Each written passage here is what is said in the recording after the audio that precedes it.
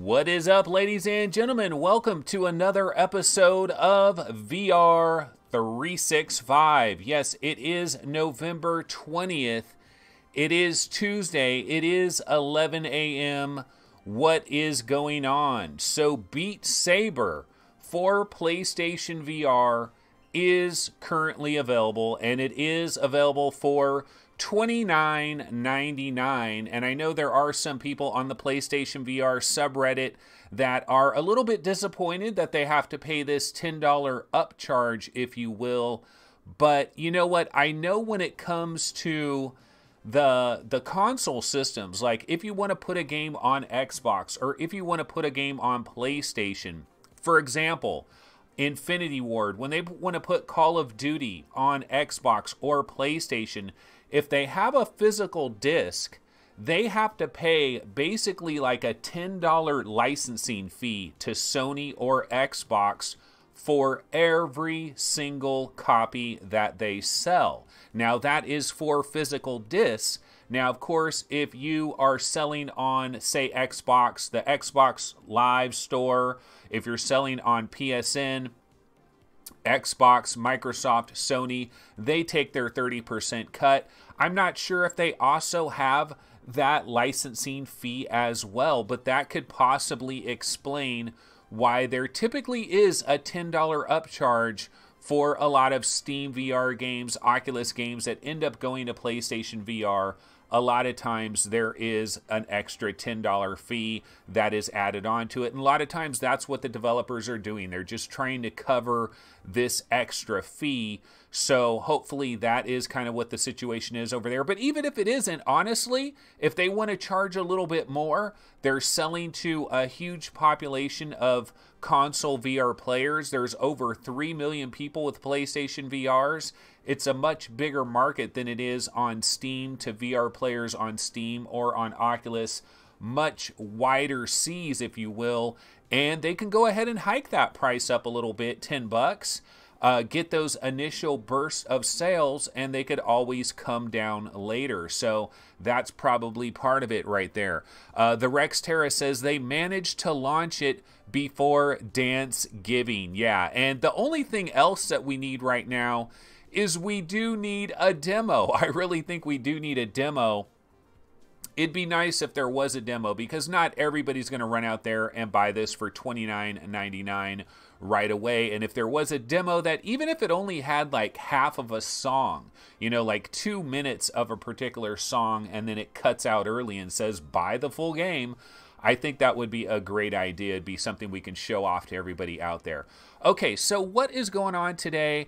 We don't have a lot of major news. Now, one of the things I did want to get back to, though, in regards to the StarVR headset that is out there for $3,200, that's pretty much the headlines that you're seeing everywhere in regards to that StarVR headset. Actually, why don't we go ahead and switch over to our chat here, and let me see. I'm going to bounce over to Road to VR, and Road to VR has this story right here. StarVR 1 is priced at $3,200 for developers now accepting applications.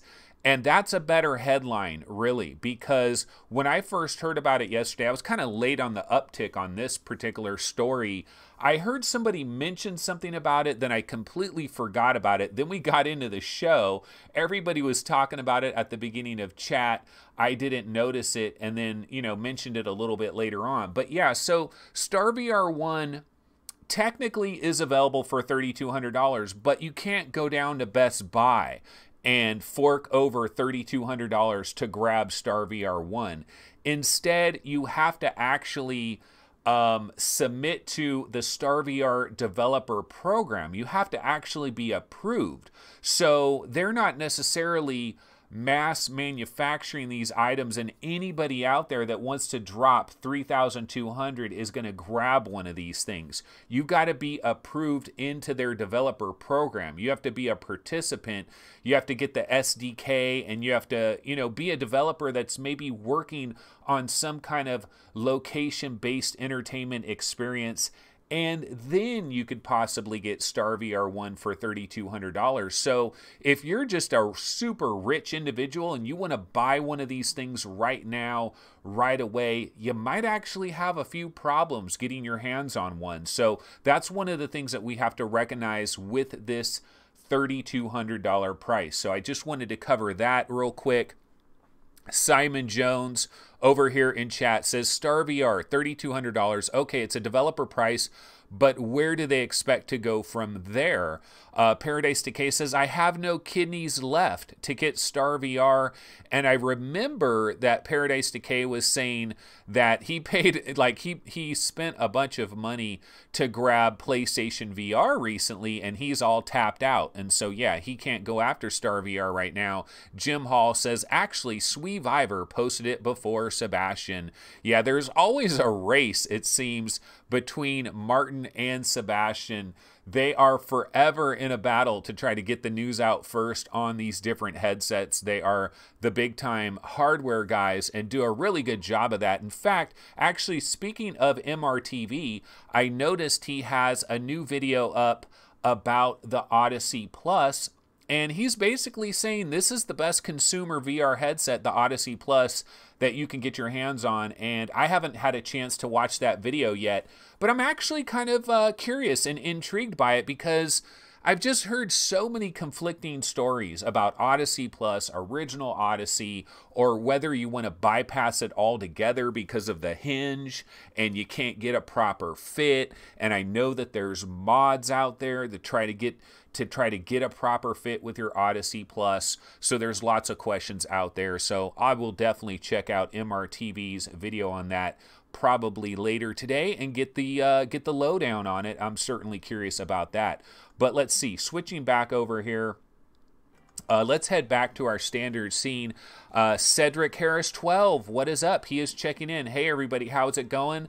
A quick rundown on some of the people that are in chat right now. We have Shirzad Khan City, Push the Button, Chris, Sparhawk, my producer Jim Hall, Paradise Decay, Simon Jones, Christian Jensen, SSH Turtle. By the way, SSH Turtle is the bouncer over at the VR365 Discord server. So watch what you say, ladies and gentlemen. If you're over in our Discord server, SSH Turtle has the panic button and can kick you out of there.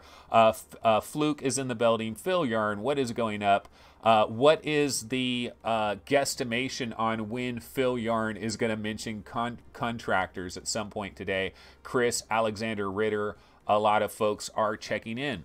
So you know what? We do actually have a trailer to go to today that is a movie that I wasn't tracking. There is a new movie that is kind of like a VR movie with Norman Reedus of The Walking Dead fame and also Death Stranding, right? Kojima and all of that. Norman Reedus, naked, holding a baby, or whatever is going on with that Death Stranding game. Well, he is in some kind of VR 3D kind of a movie with Michelle Rodriguez. I have the trailer for that. Why don't we go ahead and watch this trailer? I have not checked it out personally. Let's go ahead and check. We can check it out together and then we can laugh about it after it's over. Well, who knows? I don't know. Maybe it's good. Let's go ahead and see what this is all about.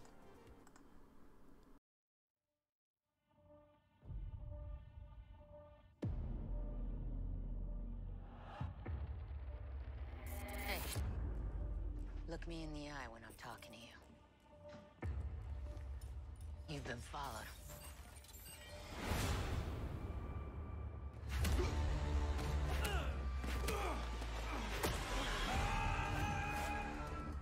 Where's your car? We're taking it.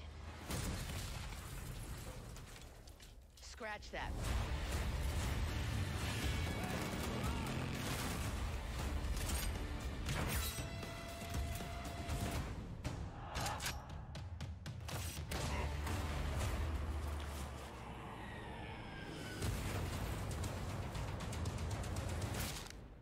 I found your teeth. You may want to pop those babies back in at some point.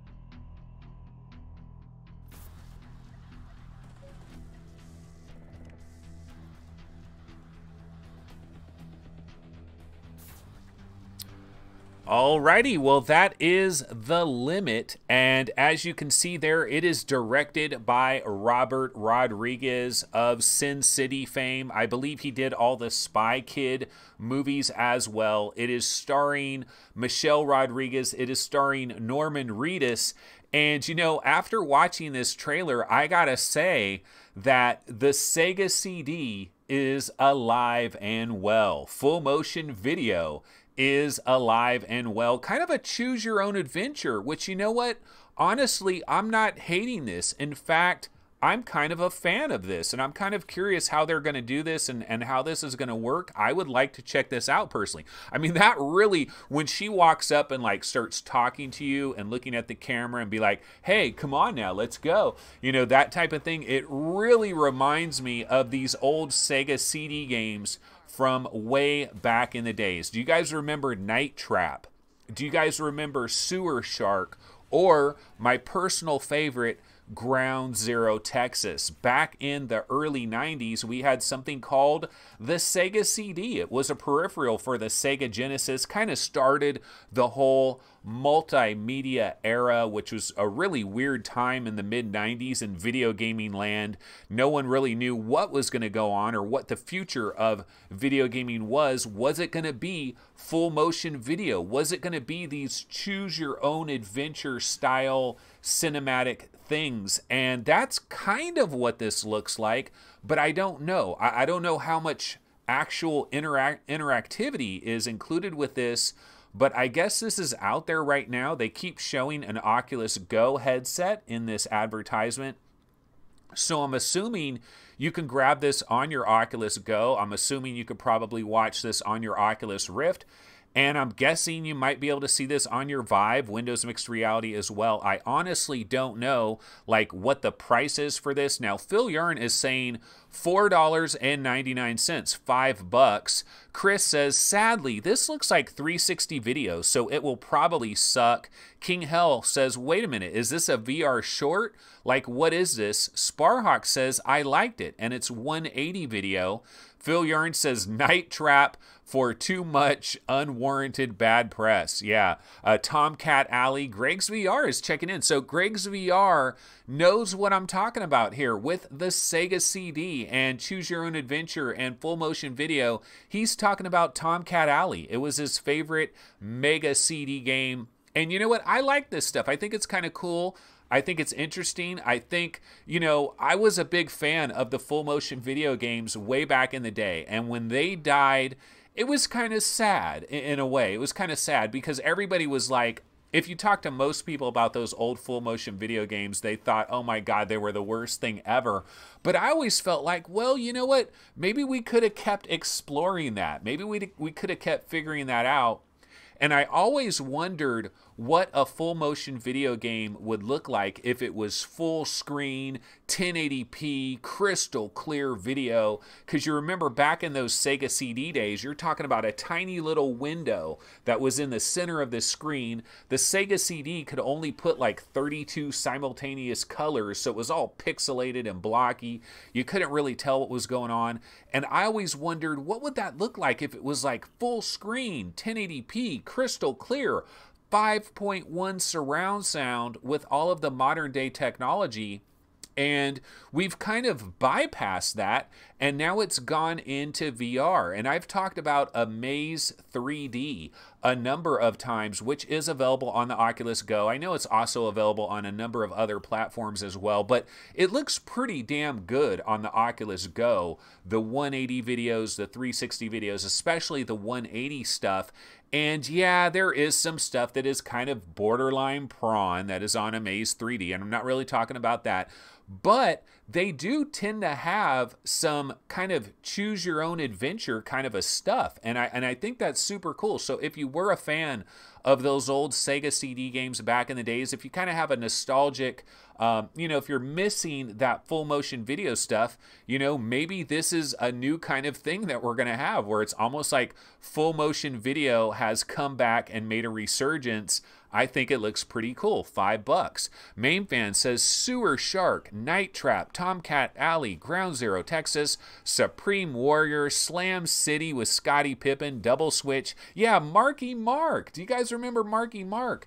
Mark Wahlberg was a rapper. Like, for a brief minute, Mark Wahlberg was this rapper that never wore a shirt, and he just showed off his six-pack, and he was a rapper. Oh, that was hilarious. Yeah, what you gonna get? Respect. Yeah, remember Mark Wahlberg? Yeah, there was a Marky Mark. There was, God, what? Criss Cross. Do you guys remember Criss Cross? They used to wear their jackets backwards, or they would wear all their clothes like inside out or whatever. That was on the Sega CD as well. So yeah, we're thinking about a lot of nostalgic stuff here with this kind of choose your own adventure thing. So that is The Limit, an immersive cinematic experience. You can own it today. Okay, so that is The Limit. Looks kind of cool, looks kind of interesting. So we'll have to see how that works out. Maybe I will be able to try this later. Maybe I will drop 5 bones on this and see what it actually looks like. Who knows? We'll have to see. Okay, let's see. I do have another trailer to go ahead and grab. We do have some recent game releases. We also have, I think, some new release dates and stuff. But why don't we pop on a trailer for QuiVr Vanguard? Yeah, it's called QuiVr Vanguard. Let's go ahead and check this out.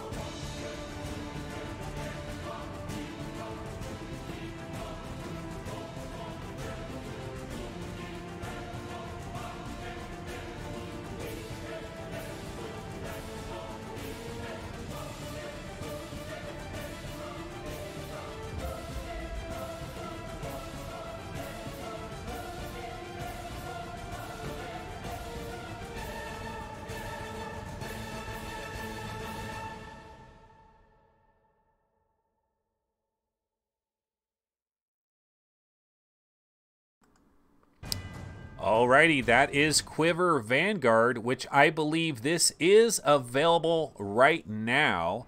Let's go ahead and take a look at the Steam page for QuiVr Vanguard. Here it is. Okay, so this released yesterday on November 19th. The developer is Blueteak. Of course, they are the developer of the standard game QuiVr. This is a little bit different. So QuiVr Vanguard is 15 bucks. There is this 20% discount right now for its initial launch, which will last, the discount will last until November 27th. You can grab it basically for 12 bucks. There's also a combined bundle where you can get QuiVr Complete. You get the original game QuiVr, and you get QuiVr Vanguard for the combined price of $18.22 right now during this special introductory offer. And of course, owners of the original game QuiVr, don't cry for Argentina, because you do get this free upon release. So all the owners of QuiVr, the regular version, are going to get this. So QuiVr Vanguard is a bite-sized intro to VR archery in a polished, replayable, and magical environment.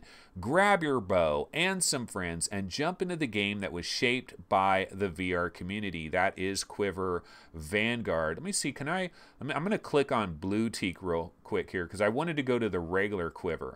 Okay, so if we go to the regular QuiVr, you can see here, very positive on the reviews. 413 reviews that are very positive. Recent reviews are very positive. This game came out of early access on June 18th, but it's been available for a long time. There was a demo for this that kind of the community kind of rallied behind the demo. This is one of these things, man, where if you're a developer and if you can gain support of your community early on, it could be absolutely mission critical to the success of your franchise. And this is a developer, Blueteak. They were able to really rally the community around that. They listened to what everybody said. You know, there was these free demos, constantly updating it, constantly improving it. And it really worked out. I think they probably got enough sales out of this. This has probably been a successful venture for Blueteak, the original game QuiVr, and it is available for 20 bucks. But look, you know, the bundle, you actually save a little bit and you get QuiVr Vanguard. And I guess QuiVr Vanguard is kind of designed as more of kind of an entry-level way to get into QuiVr. So that is kind of the take there. So what is your guys' thoughts? Is anybody out there, has anybody, excuse me, is anybody in our chat, were you a big fan of QuiVr? Did you play it originally? Were you part of that original community vibe that went on with QuiVr? I need to clear my throat real quick here for a second. Okay, there we go. Sorry about that. Let's see. Looking in chat, MSCon says QuiVr. Actually, I should be looking over here. My bad. MSCon says QuiVr did early access the best. And Fluke is mentioning that if you want to grab PSVR, it's available at Curry's with PSVR Worlds and Astrobot for 169 pounds. That's a pretty good deal. You're damn right, Fluke. That is a really good deal because you're literally getting two of the very best PlayStation VR games that are currently available. I think PlayStation VR Worlds, incredibly underrated game. I think it's really awesome. I like Danger Ball. I like the Shark Cage. And of course, I like London Heist. And then Astrobot. I mean, enough said about Astrobot. We really don't need to get into that. Shirzad Khan City says, hey, PSVR 2 is coming, but it will be at least a year. And, you know, an interesting thing here, Shirzad, is I actually have a story that's going to come up a little bit later that is related to PSVR 2. We're going to talk a little bit about that a little bit later.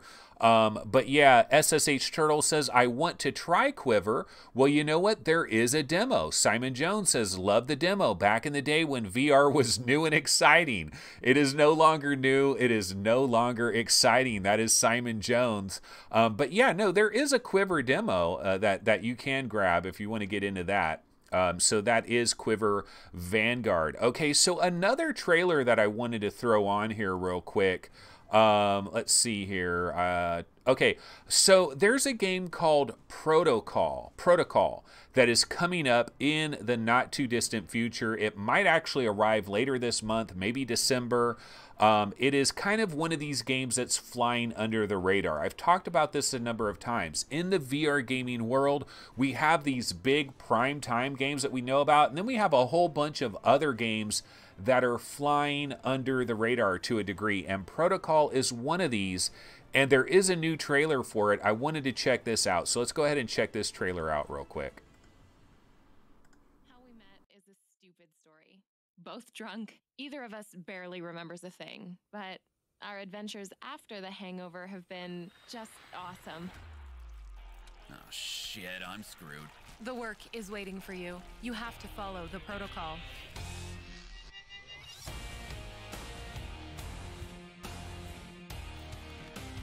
To quote your wife, yeah, babe, do it. Let's spice up your training a little.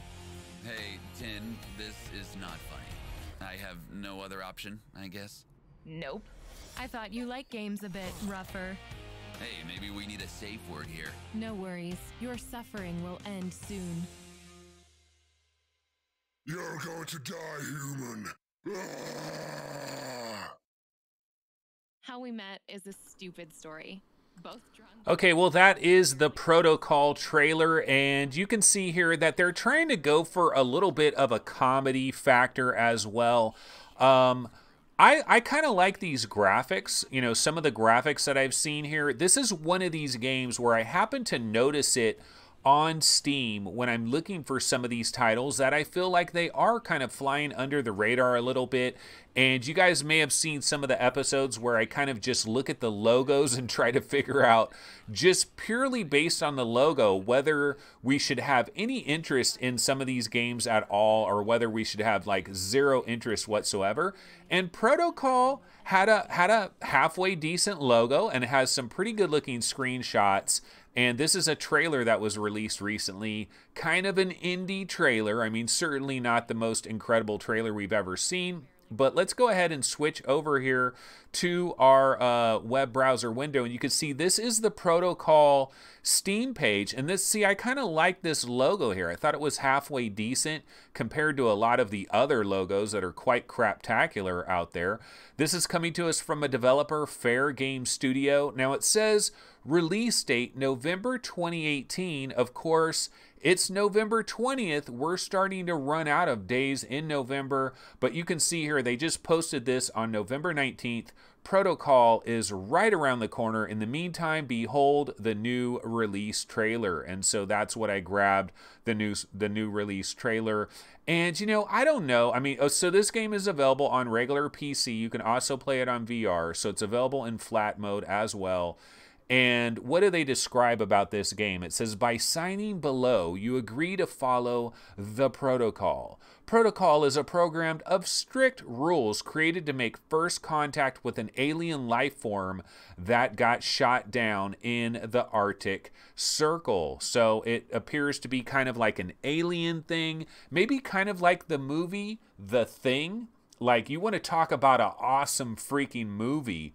The Thing, that movie was freaking awesome. So maybe that's kind of their inspiration here with Protocol. I like some of the screenshots. I like some of the visuals. You know, I don't know if this is something that we really should care too much about, but like this, I like that. Like, I like the look of that. That looks cool. I like the lighting. It kind of has like a Doom, you know, a little bit of a Doomish vibe you can see here. So looks kind of cool, looks kind of interesting, kind of like The Thing possibly. That is Protocol. I'm slightly interested in it. We'll have to check that out at some point. Let's see. Okay, somebody is saying my trailer volume is either really low or my talking is really high. Well, right now the volume should be really low because it doesn't even have the trailer volume. Here's the trailer volume here. I just have to be careful with this trailer volume. I'm trying to figure it out. Because sometimes I'm doing timestamps after these shows are over and the trailer volume is like crazy loud and I'm like, oh man, I didn't mean for it to be that loud. And then other times I'm doing the timestamps and you can't even hear the trailer. So it's something I've been struggling with a little bit here. But in terms of some other news that we do have going on, oh, Paradise actually played a demo of Protocol. He says, I enjoyed Protocol from what I played. Great atmosphere. He tried a demo of it. And so one of the things I did want to get into today, if you might have seen our thumbnail leading into this show, I had a background for Alex's Sci-Fi World. And I'll go ahead and put that trailer on the screen real quick here. I've talked about this like a number of times, and I've talked about, here it is right here. I've talked about how beautiful this is, how cool this looks. Speaking of Sega CD again, for some reason this reminded me of Cool World, Brad Pitt, and the Sega CD. I don't know if it's the colors, the environment, something about it looks super cool. And MameFan was telling me, he actually emailed me and said, hey, you know what? You can try this. This is just a Quill file. And so basically all you got to do is download this Quill file onto your computer somewhere in some kind of folder in your computer. You go ahead and extract the file. You know, it's going to be a compressed file that you download. You extract it.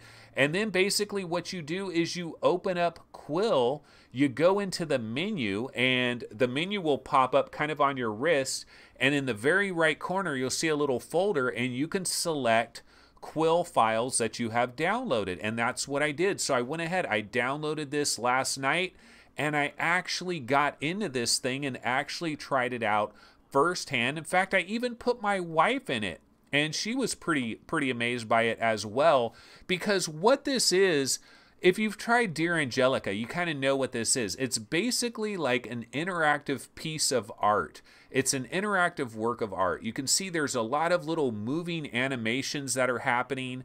When you do get this open, what you're going to have to do is you're going to have to go, first of all, you open the file. And then while you still have the menu open, you go to this little movie player strip, you click on that, and then you hit play. And then that will start this animation playing in a loop. And then you've got the animation playing in a loop, but now you need the audio. And so in that menu, again, you're going to have like 8 little indicators that are on the bottom of the screen, and one of them is layers. And you click on layers, and you'll see the MP3 for Alex's Sci-Fi World, and you click on the little speaker indicator there, and then boom, you will hear the music for this. And so you'll hear the music, it's kind of animating. Now the animations are relatively basic, and they just kind of loop over and over and over again. And the one thing that I'm most disappointed with in terms of this experience, first of all, I love it, and everybody should try it. Anybody with an Oculus Rift, anybody that has access to Quill, you should probably check this out, because I think this is really cool. I think this is an awesome thing, and I think we're going to see a lot more of this kind of stuff. But my biggest individual disappointment with this is that I could never quite get the feeling that I'm standing on this street and I'm walking around human-sized and looking at this stuff from a human-sized perspective. I can never quite dial that in. When you do get into this experience, in your left hand, you're going to have, there's like a little tiny cube that you move around on the screen, and in the right hand, there's this like world of it. And basically, if you hit the trigger, you hold down the trigger, you move your left controller around, you can change the orientation of this world.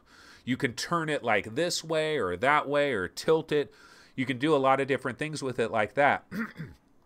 On your right hand, it's kind of like the zoom or something. I never could quite figure out the right hand part of it, but basically the left hand is really what you want to work with here.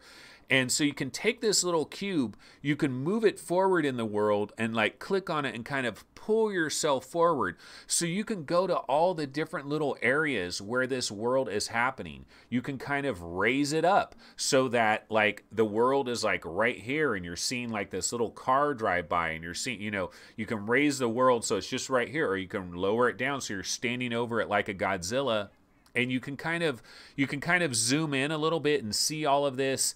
A lot of it is two-dimensional, but like it was really cool to get, I got really close to this van. I'm watching these guys smoking cigarettes. There's actually a lot of people in here that's smoking cigarettes. I think it's partially funded by Marlboro, you know, or I don't know, maybe it's a 420 thing, I don't know. And I'm sure 420 fans would absolutely love getting into something like this, because it is super trippy, incredibly colorful. The rain is kind of cool. There's music that's playing. And it's like this cinematic artwork, but it's all over the place. Like you can go over here, look at this section, go over there, look at that section, back up, look at this section. There's a lot of tiny little details, a lot of little Easter eggs almost, in fact, little tiny things all over the environment. In fact, that van there where those two guys are smoking cigarettes, the back of the van, the license plate says something on there. You know, that's a little Easter egg there. And you can kind of like creep around the corners and check out little things that are going on. Anyway, I just thought it was super cool. And I'm wondering, anybody out there, has anybody else, are there any other little Quill downloads that we can grab that are similar to this? Because I've tried Dear Angelica, absolutely fantastic. This is absolutely fantastic. I got to imagine there's a lot more of these things like that. Now, MainFan says you can scale the world with both hands at once, like in Tilt Brush. Ah, okay, I don't think I ever tried that. I was either using one controller or the other. And so that's what I wanted to do. I wanted to scale the world because ideally I just want to stand on the damn street as a human-sized person and just teleport around or use free locomotion to get around and kind of explore this like that. And I never quite got that. But I still had a lot of fun with it. But now that I know that if you use both hands at once to scale the world, maybe I got to go back in here and check this out. But I did put the link in the show description today. So anybody out there, you got Quill, absolutely check this out. This is Alex Sci-Fi World. I know I'm really late to the party with this. I know this came out a long time ago, but I finally got around to trying it, so I just wanted to talk about that very briefly. Okay, let's see. What else did we want to get into? Well, why don't we go ahead and jump into the PlayStation VR2 story that I wanted to get into here. And the first thing that I'm going to throw on the screen here is I'm going to go ahead and throw on a patent drawing, basically, that has recently come out. Okay, so this is the DualShock. Well, we don't know what this is really, but this is a Sony patent drawing. And so you guys may have remembered that a couple of days ago, we got some more information. There was a leak that kind of came out relating to PlayStation 5, relating to Sony bowing out of E3, Ruthanek Cookie, or whatever the guy's name, some guy on Reddit, I believe it's Ruthanek Cookie, something like that. He came out with information one day before Sony announced that they were not going to participate in E3 2019. He had that information, but he also had additional information talking about PlayStation 5, talking about PlayStation VR a little bit as well. And one of the things that he mentioned was the DualShock 5 is going to have a camera that is actually built into the DualShock 5, and that's why we're looking at this patent drawing right here. You can see a depth camera, image capture, logic processing, so it looks like the camera is going to be kind of on the top of it, and that is one of the patent drawings. I have another patent drawing as well, the second one. Let me go ahead and grab that real quick. Not much more information is available on the second one. But here it is. This is the second one here, kind of showing how it all works out in terms of a camera on the DualShock 5. Now, what does this mean exactly? Well, we kind of have to go back in time a little bit. We can go back in time. Sony made a purchase, I believe this was like maybe 3 years ago or so now. Sony bought another company. Let's see, the company is called SoftKinetic. And Sony bought this company outright and put them into Sony under their umbrella. And I wanted to show you guys a quick little trailer about SoftKinetic because I think this may relate in a major way to where Sony is going with the tracking for PlayStation VR2, which is incredibly important. So let's go ahead and check out this trailer. I'm excited to try out SoftKinetic's 3D camera that attaches to the Oculus Rift headset and allows you to actually use your hand to interact with the virtual environment. SoftKinetic's DepthSense camera is available now to developers for $99. That includes the hardware, the camera, as well as the hand tracking software. So when I stretch out my hands in front, the avatar hands actually do the exact same thing that my physical hands are doing. There's no lag, so when I clench my hand, I see it immediately. The camera gave me another layer of interactivity. I would touch the trees and the leaves would fall off and I would hear it. And I was really surprised at how accurate the camera was in tracking my hand movements. Imagine playing a game in the virtual world where you don't even need a game controller. You can move things and interact with your surroundings simply by moving your hands. It felt a lot more intuitive and natural. Virtual reality is a huge theme here at GDC. Yeah, so that is SoftKinetic, and that is a number of years ago. That's before they were acquired, and they are now an internal division of Sony. In fact, let's go ahead and switch over here to our web browser breakdown here. And actually, if we go over here, okay, this is Sony. Their SoftKinetic has now become Sony Depth Sensing Solutions. Belgian company enters new development phase within global electronics giant. This was back on December 19th of 2017. 2 years after its acquisition, SoftKinetic becomes Sony Depth Sensing Solutions. The transition is the culmination of our work as a Sony subsidiary over the past couple of years, states CEO Akira Hasegawa. We are honored of becoming an integral part of the world's leading image sensing company, and we will continue working towards the integration of our depth sense technology into products for mobile, robotics, and automotive industries worldwide. And so this is not just going to be used in VR, but I do think it could be a big part of VR. And the reason why I think this is a big deal is because of the fact that this guy, he knew that Sony was leaving E3 a day before Sony announced it.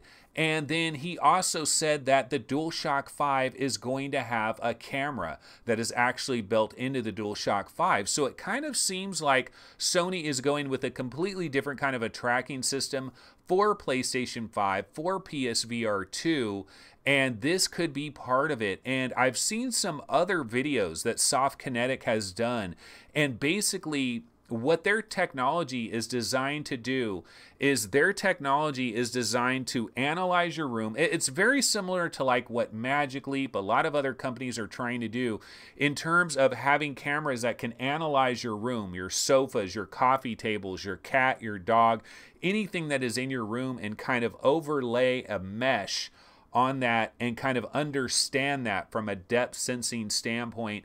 And this is the kind of technology that we could see in PlayStation VR 2. So I'm pretty excited about that. I think this is a cool thing. Obviously, this is way out there in the future, so we can't get too hyped on it.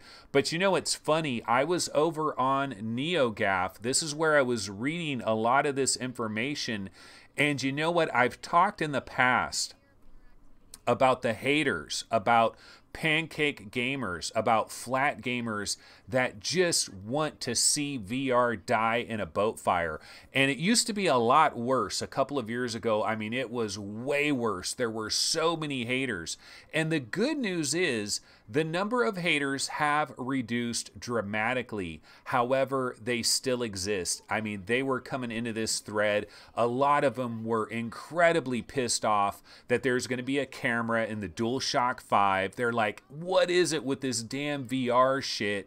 Why do we have this VR shit? Sony, stop it.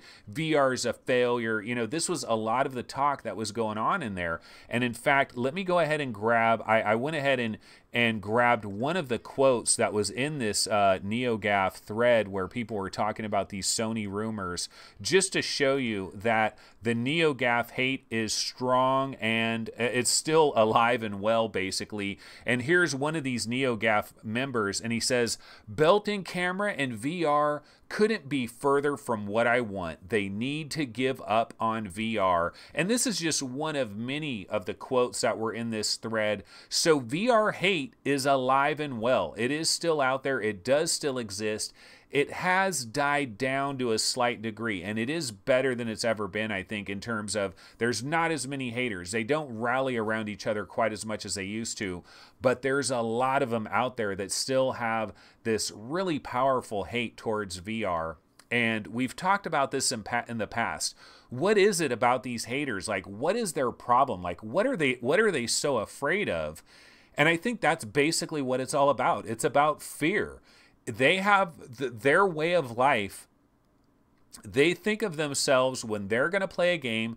They think about sitting on a sofa, controller in hand, with a TV like 6-7 feet away. That is the way they've played their games, and that's the way they've been playing their games since they were little kids. I'm in the same exact boat. That's the way I've been playing games all my life. But I embraced VR. I jumped into VR. I got used to VR, and I found out, hey, I'm in the freaking game. This is better than sitting on a sofa with a controller and looking at a window into the VR world from 6 or 7 feet away. But the haters are still there. They exist in full force. Let's go ahead and check out what some of the people are talking about over here in chat. Main Fan says, Andy Sky is falling. Let's see. Charles Van Nolan says, haters gonna hate.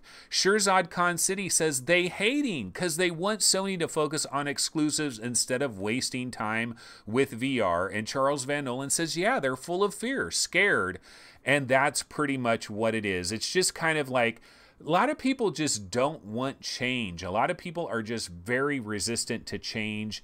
And I just think that is a bit part of it. Okay, so what we can do now is, well, you know what? Let's see here. We can throw on a Beat Saber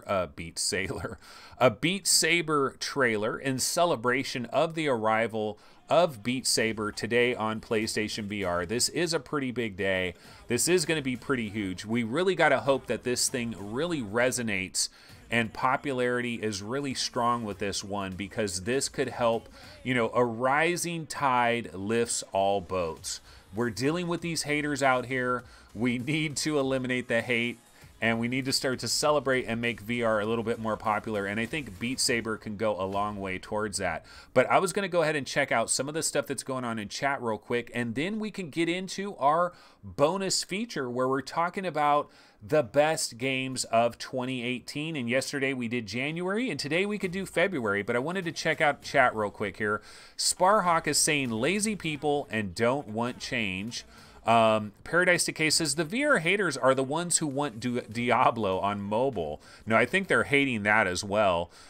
Stuart Gregerson said, again, foveated rendering must be implemented at the software level by the devs.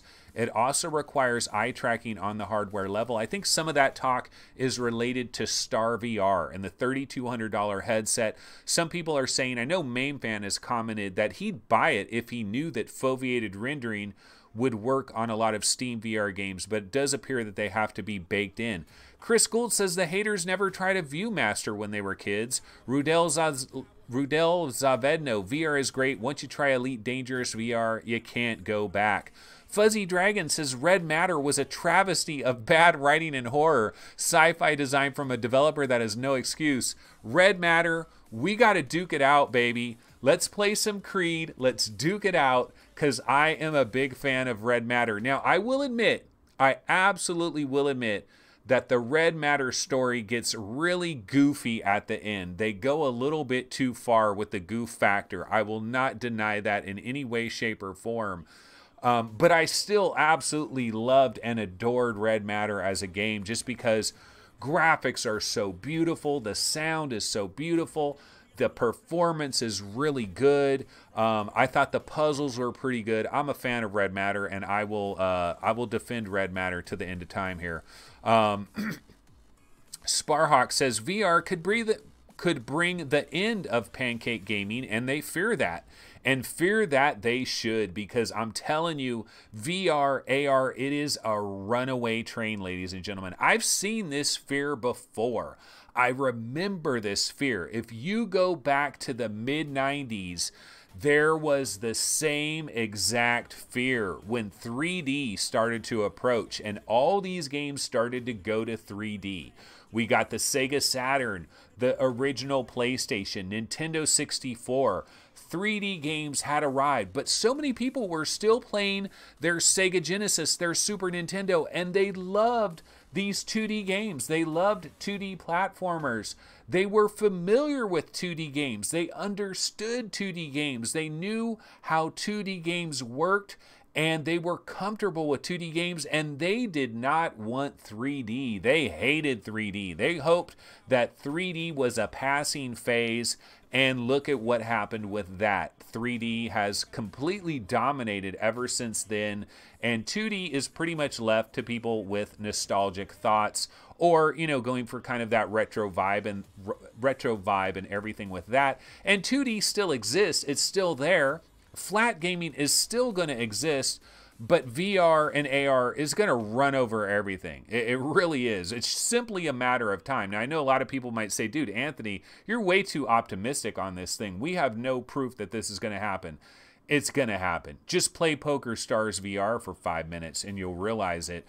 Just try this Sci-Fi World thing, Alex's Sci-Fi World. Try that for 5 minutes.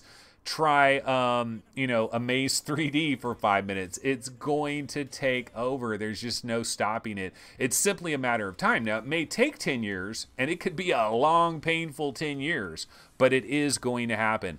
Okay, so now why don't we go ahead and we're kind of bumping on the end of this show here. We've been going for a little while here, but I did want to get into February 2018, the best games of February 2018. I did want to cover that real quick.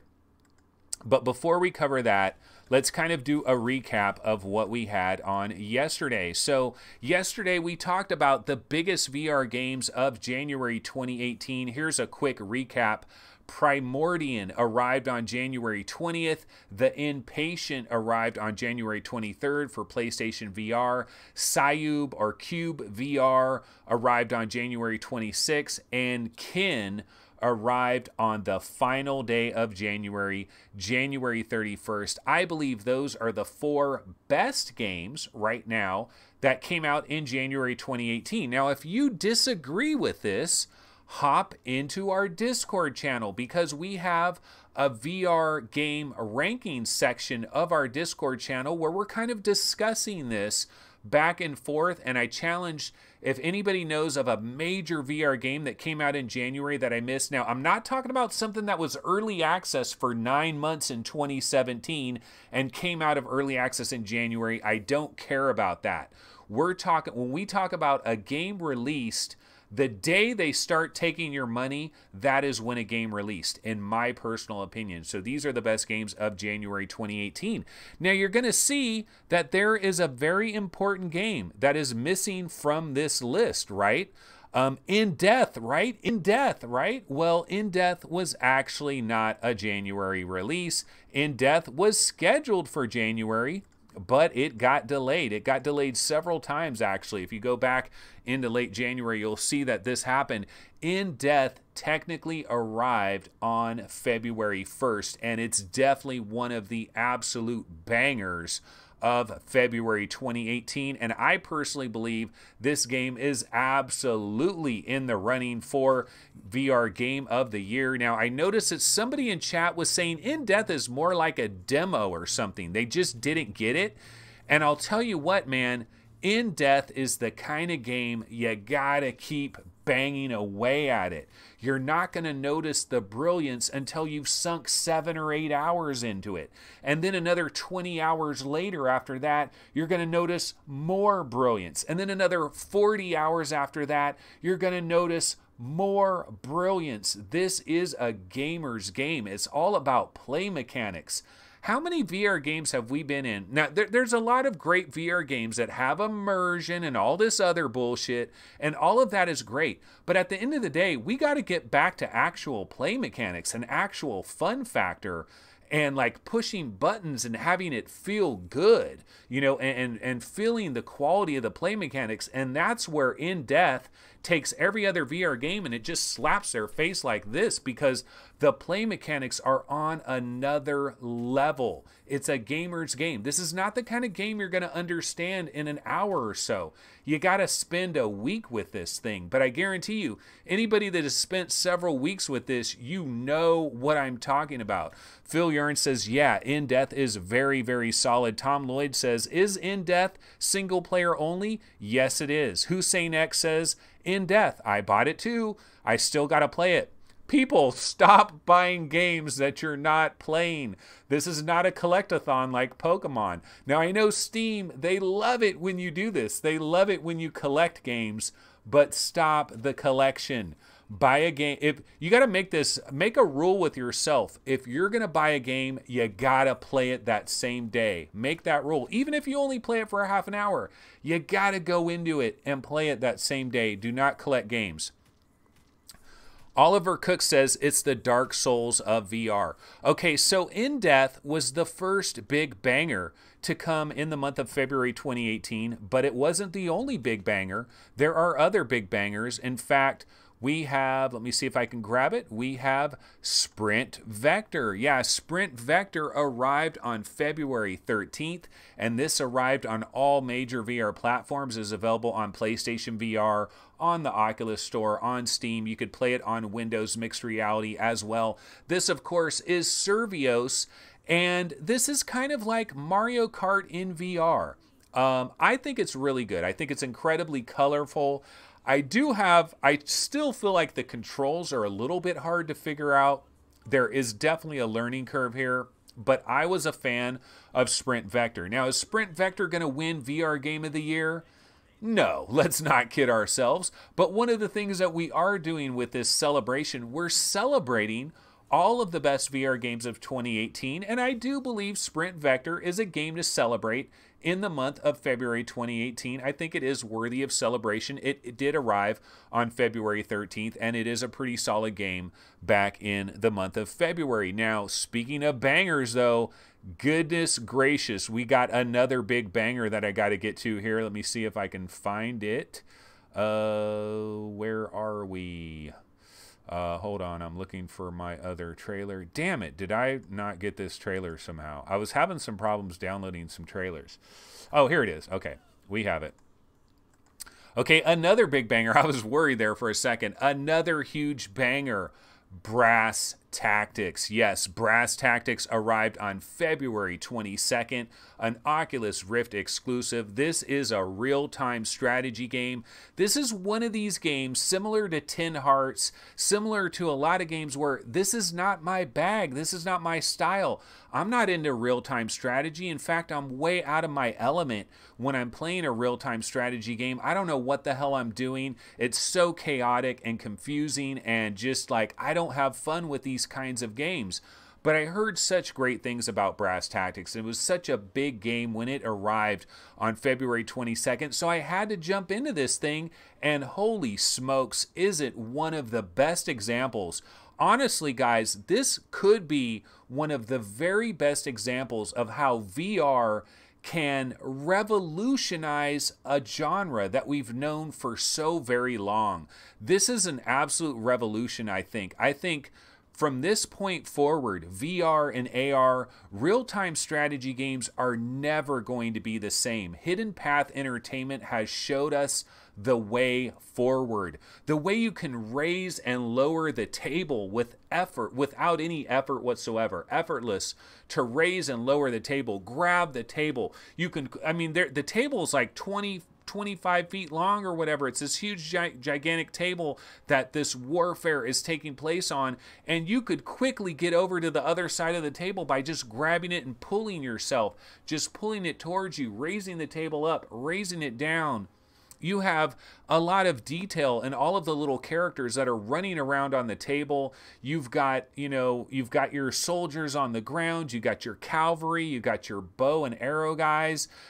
You got your Air Force basically as well, and you're attacking, you're battling other players. I think this is absolutely awesome. It is just a great example of how VR can add new life to old and tired genres. Okay, I'm just kidding about that. It's not an old and tired genre. It's a great genre that I just never was a fan of, but now I am, and it's because of VR. Now, if there's any downside to Brass Tactics, maybe the downside is that it is real-time strategy for babies. Yeah, it's real-time strategy for babies. If you're a hardcore real-time strategy guy, you might be a little bit better off with something like Sci-Fi World or some of these other real-time strategy games. This might almost be a little bit too easy for you, but goodness gracious, Brass Tactics is absolutely in the running, in my opinion, for VR Game of the Year. It is absolutely in the mix. So this February, man, this is a harsh February,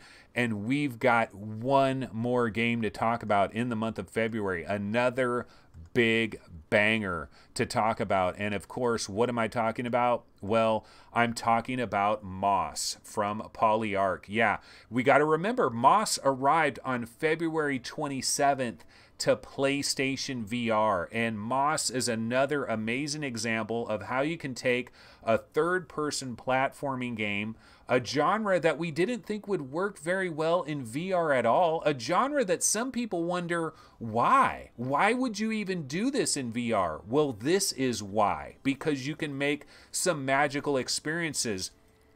You can have basically a diorama that kind of wraps around you with this adorable little mouse named Quill, and you're guiding her everywhere. You're moving her around and controlling her platform style, but you also switch and you become this gigantic character that is helping her get through this amazing world. That is Moss. It hit PlayStation VR first on February 27th, and then later made the journey to PC VR. So yeah, I mean, we've got 4 amazing bangers that arrived in February 2018. We have In Death, we have Sprint Vector, Brass Tactics, and Moss. I mean, we're talking major heavy hitters.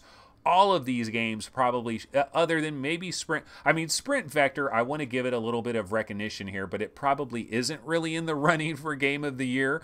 But In Death, Brass Tactics, and Moss, they all are. They really are. And so, anyways, if you guys want to bounce over later in the day or some other time, jump into our Discord channel where we're talking about some of these things. Tell us, what do you think is the best game of February 2018? I haven't decided yet. I did say that Primordian was my game for January of 2018.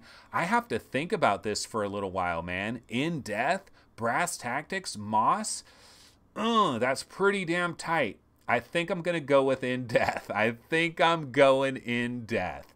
Just because I put so many hours in Death, I think I'm calling In Death the best game of February 2018, the best VR game of February 2018. But if you want to argue it, again, jump into our Discord channel later. That would be awesome. Or go ahead and leave a comment at the end of this show and we could talk about it later as well. Okay, let me bounce over here to chat and see what people are talking about. Shirzad Khan City says Air Mech is another real-time strategy banger. Don't forget about that. Sloth Monkey says Overload VR is great for Pancake and VR gamers. Tom Lloyd says X11 Flight Simulator is another great way VR is taking off. Yeah, that's kind of talking about how VR has revolutionized certain genres, and flight simulators, I can imagine, will never be the same after VR has come along. Paradise Decay is commenting to Hussein X. In Depth and Kin are both really good. Mainfan says, I made a list of beaten games and games I need to play. And Shirzad Khan City talks about playing Oregon Quarter last night. Damn, talk about mental. Yeah, I'm a big fan of Oregon Quarter. That was a 2017 release, though, so not really going to get into it for 2018. Shirzad Khan City says, now, if In Depth was multiplayer, then maybe I'd be into it, but he's not really into the single player. But yeah, I don't know. So these are a lot of great games. Shirzad Khan City earlier in chat says Brass Tactics is a perfect game to show what's to come near future and in the near future and potential of VR. Yeah, a lot of great games. So February was pretty strong in 2018. So anyway, guys, we have been going now for over 1 hour. So that's pretty much going to do it for this show. But we continue to move along, and we're going to continue to discuss some of the absolute best games that did come out in 2018. See, we have all of this month of November and we have all of December to kind of discuss this. We can take our time with it.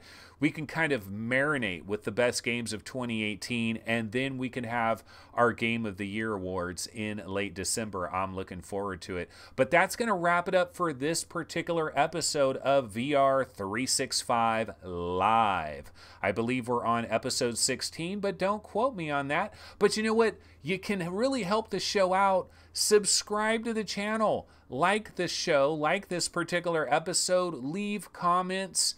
We really need some comments after the fact. All the comments in chat are wonderful, but we need some comments afterwards. It really helps from a YouTube standpoint. And be sure to go ahead and jump over to our Discord and join our community over there. Everybody is very friendly, and SSH Turtle will bounce your ass in a New York minute if you're not friendly. But that's going to go ahead and wrap it up for this particular episode. I will see everybody tomorrow at 11 a.m. Pacific time. I will see you guys then.